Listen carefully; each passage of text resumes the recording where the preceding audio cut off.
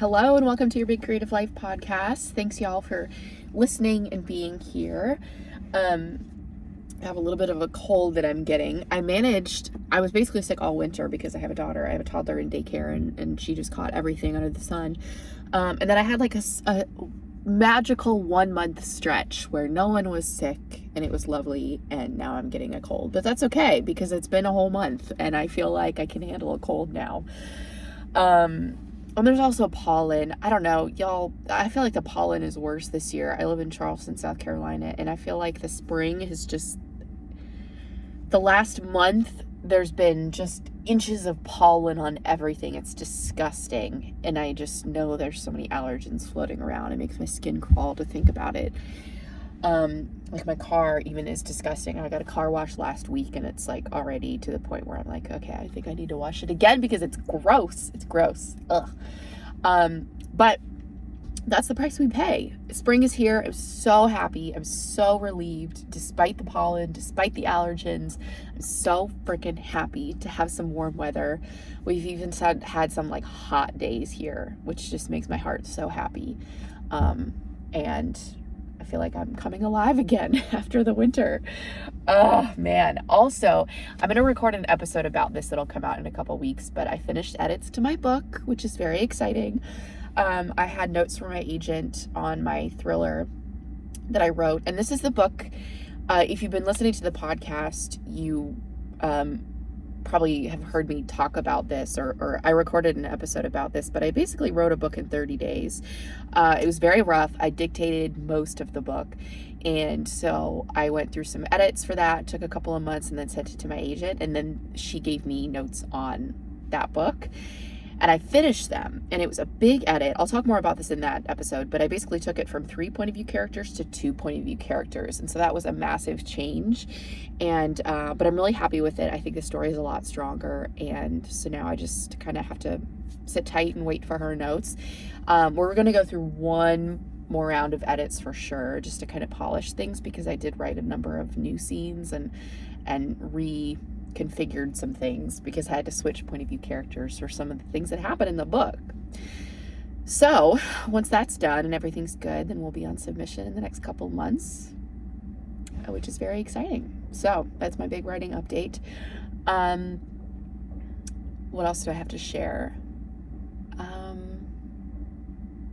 Coaching. If you're interested in my 6-month program, as of the time that I'm recording this, I have one opening available. This is where I get to work with you one-on-one for 6 months. There's editing, there's coaching calls, there's Monday through Friday check-ins with me where you can ask questions, get support, talk through mindset stuff, whatever you need.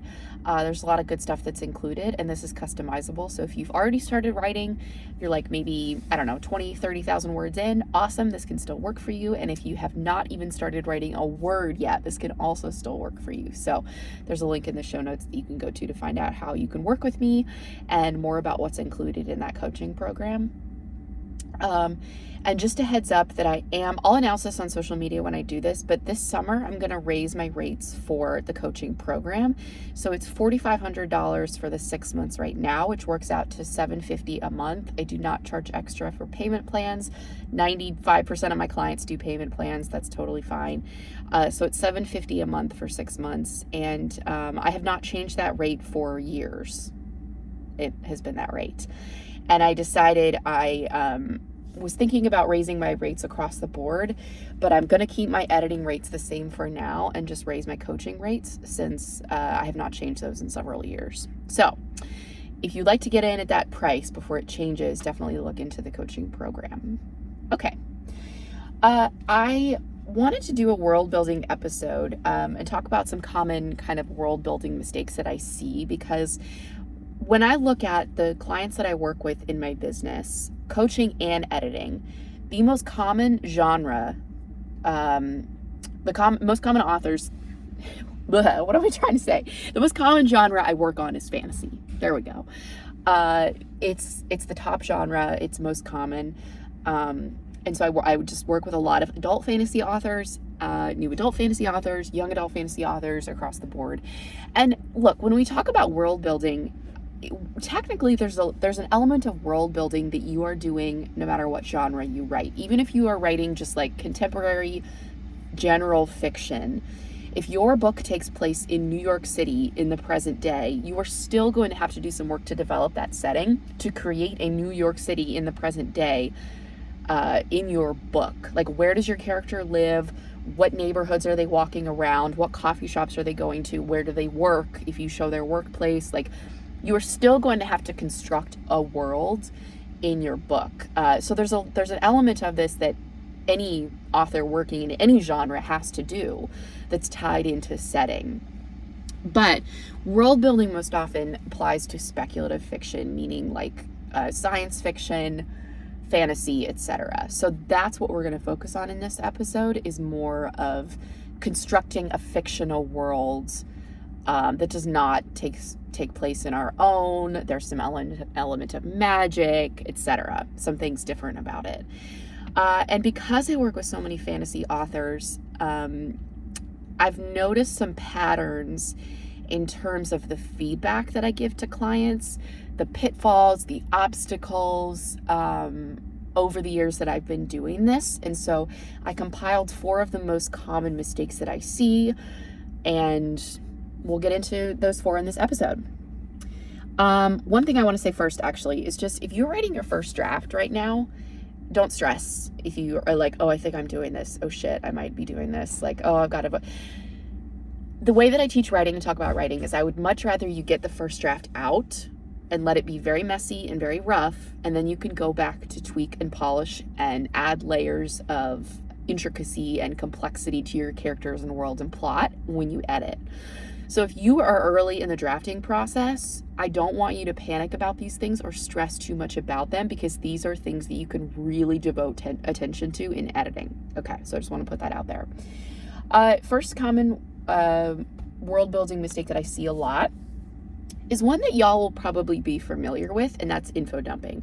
So if you are, if you're not familiar with this term, info dumping is just exactly what it sounds like, where the author is dumping all kinds of information on the reader, whether this is information about a character's backstory, information about the history of this fictional world that you've created, information about the magic system, whatever it is, right? And there's usually a component of like a pacing issue too, where the action stops. So the character's not doing anything, there's no dialogue, nothing's happening. You're just stopping the action of the story and taking paragraphs or pages upon pages to tell us information about the world. Info dumping happens most frequently in the beginning of the novel, but this really can happen anytime. So this is not limited to just your opening chapter or opening pages, but I do find that that's most often where it comes. And if you read a lot of fantasy, if you read a lot of science fiction or supernatural or whatever, you probably have experienced this. You've run into this in books that you've just read, where you're like, wow, okay, chapter 1 is like super dense with pages and pages and pages of backstory or history or whatever. That is something to avoid, okay? Now, with fantasy specifically, there are like 0.5% of readers who love that shit and they eat it up. And they do not care if your chapter 1 contains, if 50% of your first chapter is just listing out a history of the world and explaining the magic system to the reader, because they love that stuff. But 99.5% of people will not connect with that, because here's the problem when you info dump.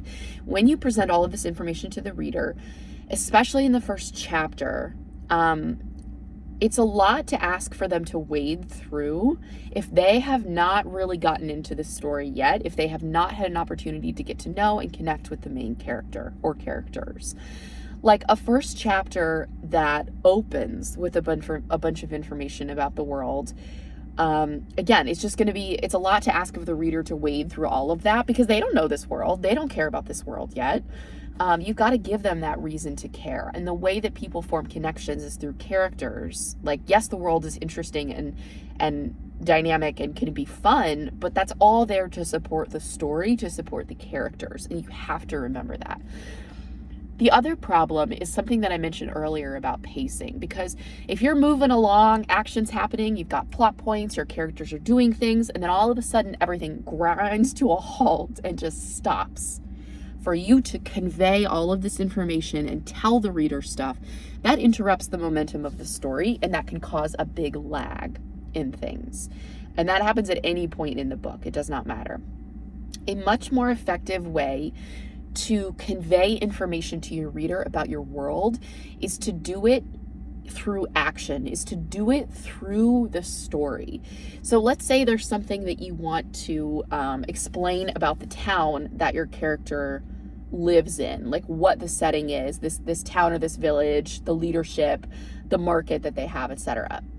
A much more effective way to do that, as opposed to just telling your reader paragraphs and paragraphs about this town, have your character move through this town, have them go somewhere. So they're traveling through this town, traveling through this village, showing us what is there, interacting, talking to people along the way, reckoning with something, wrestling with something. So there's conflict, right? That's a much more effective way to do it. And something you'll notice in a lot of fantasy novels specifically, I'm not saying, I want to be clear, I'm not saying this is always the correct way to do this, but I'm just saying this can be a very effective way to do this. And that's why you see this in so many fantasy novels, is your main character will have an element of being a beginner in some capacity. So maybe they're training for something because they're a novice. They don't know that they have magic. They are developing their magical abilities, right? They're finding out information about this world alongside the reader. So in that case, it's a very natural way to do it. And again, I'm not saying you have to do it that way. You don't have to automatically just like insert training sequences for your main character or have them only learn about magic in the opening chapter, but that's why you see that device so commonly used in fantasy. Okay. Mistake number 2 is that magic only exists to make things easier or more convenient for the character, main characters particularly. I put reader initially. Obviously that's not right. We don't want to make things easier for the reader. That doesn't make any sense. Okay. So what I mean by this, magic, you can get as complex as you want with regards to your magic system. It can be a hard magic system. It can be a soft magic system, meaning you can have rules and communicate those rules to the reader around magic, or you cannot. It can just be kind of vague and mysterious and never really explained. That's fine. But the point, what you don't want to do is have magic be a device that a character can turn to get themselves out of sticky situations, and that's it. Try to think about some kind of cost or consequence for your character using magic. There has to be some kind of downside or difficulty or something. When I talk about characters generally, not in fantasy specifically, but just in any genre, and I talk about conflict, I always say, like, we don't want to make things too easy for our characters, right? We don't want to have smooth sailing for them with no conflict, because then they're not going to grow and change over the course of the book. You're going to have the exact same character on page 1 that you do at the end of the book, and that's not interesting to read about. It's not interesting to read about perfect people who don't experience any obstacles or conflict ever. And the same thing is kind of true about magic systems. Magic cannot be something that your character just pulls out when they're in a tough spot and it automatically just smooths everything over and makes things easy for them. That's not interesting to read about. We want things to get messy for your main character, and part of that is around the magic system. For example, I once read a manuscript where it was never quite explained how, like, who got magic or how many magical abilities a person could have, which is something I'll talk about later when it comes to setting up rules or consistency around your magic system. But so that was kind of, I didn't love that. And then one character, it was explained early on in the book that this character had 2 magical abilities, right? This character could do this thing, and then they could also do this thing, like controlling some kind of element of nature. Then, about 50% of the way through the book, this character suddenly used a different magical ability that we had not been exposed to escape some bad guys who were chasing them through the woods. And he like transported himself and this other character to a beach somewhere. So like 50% of the way through, we got this new magical ability that had never been mentioned before. And the character was like, oh yeah, I don't really like to use it. Like, I don't like people to know that I have this ability. And in that case, I got frustrated because it's like, it was so easy. It was so easy for this character to just be like, oh yeah, I've just got this magical ability, and boom, snap. Like they were transported out of the way of the baddies to this beach where they could recover and rest and heal their injuries, and everything was magical. So that's what I mean about like, that's too easy. That's too convenient. And we don't want to do that for your characters. We want things to be messy. Okay, number 3, thinking that you don't need to explain things or be consistent because it's fantasy, it's science fiction, right? Readers can suspend disbelief. They can only do that to a certain point. They can only do that up to a certain extent if they have faith in you as the author, if they trust the way that you're setting things up. So going back to that example before, there has to be a level of consistency. If you tell us that certain characters can only use magic on full moons, let's say that their magic is tied to the full moon, so they can only use magic on the dates that there's a full moon. And then halfway through the book, you have a character who uses that magical ability and it's not a full moon and it's never addressed in the narrative. That's frustrating and confusing, and that's an inconsistency that is going to take the reader out of the story because they're like, wait a second, you just said in chapter 1 that they have to use magic on the full moon. Why is this character doing it? Now, the way around that, I mean, if there is an explanation for it, like, oh, this character has a workaround because they found a spell book that, I don't know, allows them to say this spell out loud and then they can use this magical ability at other times. Okay, fine. That's fine. But you have to address it. You have to explain it. If you create rules for your magic like that, you have to be consistent with those rules. And if you're not consistent with them, you have to give the reader some kind of explanation for why that is. And it can't feel too easy or convenient. So just be mindful of that. Last thing, and the suspend disbelief thing. Let me touch on that for a second. What this means, like, okay, if the reader is enjoying the story, they're going along, they're invested in the characters, they're enjoying the world, they're like locked in, they want to know how things resolved, how the conflict resolves, etc. They can suspend disbelief, meaning that they'll buy things that just don't really make sense or aren't really explained. Like if you have a magic system where you don't really have rules around it. It's just like, yeah, some people have magic and some people don't. Like this group of people does, this group of people doesn't. And it comes from like, I don't know, the stars or something. You don't have to get in depth and explain why that is, the limitations around it. Like you don't have to give us tons of information. The reader can buy that to a certain extent. However, if you do start to make it too easy, if you start to have all kinds of inconsistencies, if you start to have it make it feel too convenient, there is going to come a point where the reader just is like, okay, come on, almost like rolling their eyes a bit, sort of like I did when I shared that example of the character pulling this magical ability out of nowhere and then being like, oh yeah, I've had this the whole time, but like I only just used it now. So don't assume that just because it's fantasy, you can get away with whatever you want your magic or your world to be, and that you don't have to like have it make sense to the reader. And the last mistake that I see commonly is focusing so heavily on the world building, the culture, the history, the terrain, whatever, magic, to the point where you are neglecting your plot and your characters. Having a dense magic system, a dense world, having everything so fleshed out, having a 300-page document that you've created that goes into the history of your world, the history of different peoples of your world, creating a new language for these people, right? That's all fine and dandy, but that does not automatically equal a good story. or a better story than someone who's not doing that, okay? We can't conflate the two things.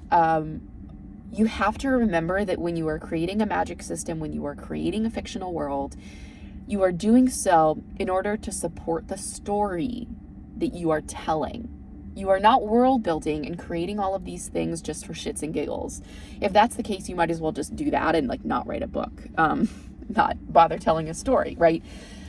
You have to still spend so much time and effort on your characters, making sure that your characters are solid, that they are interacting with the world that they're in, that there's conflict, that the reader's going to be invested enough to keep reading and not just put all of your time and energy on these world building elements.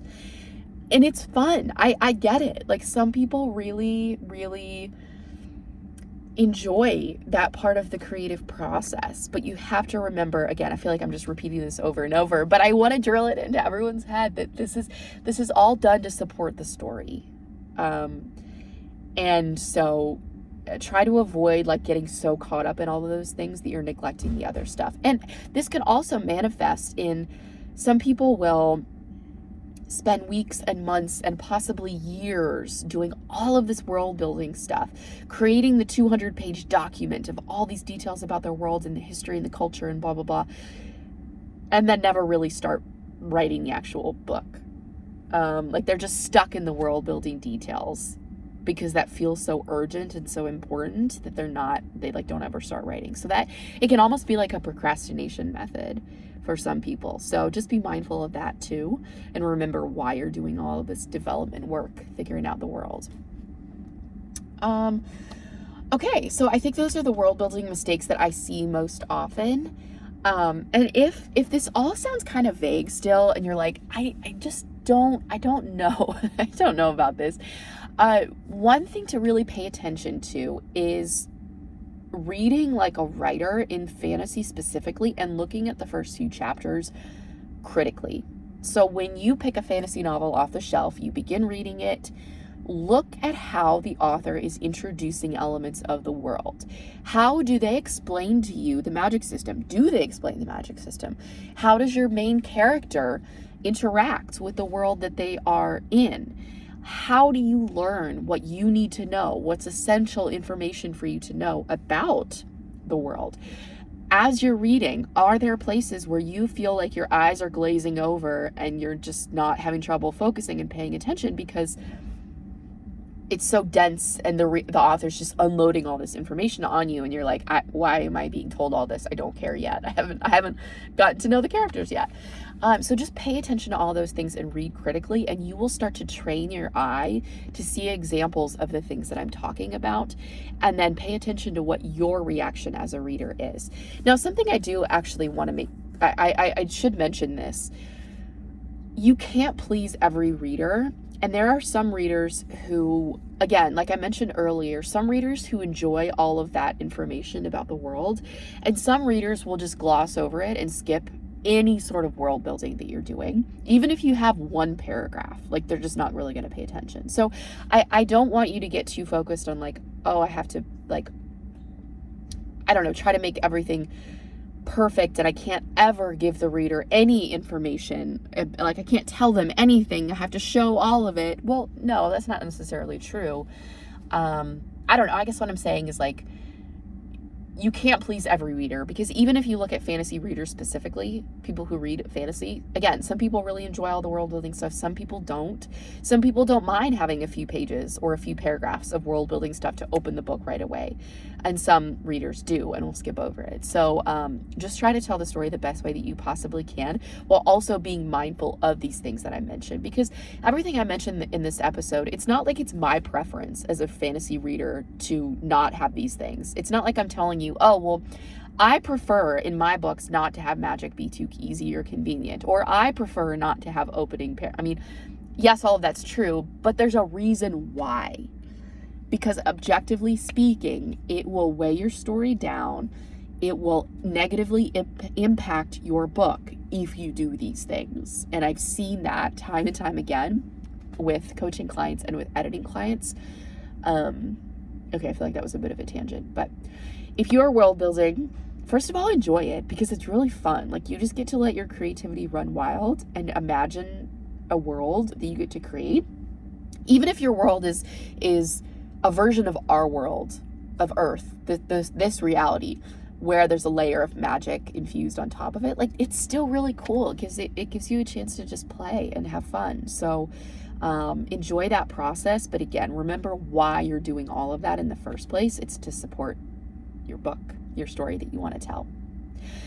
Okay, thank you for listening, and I'll see you next week.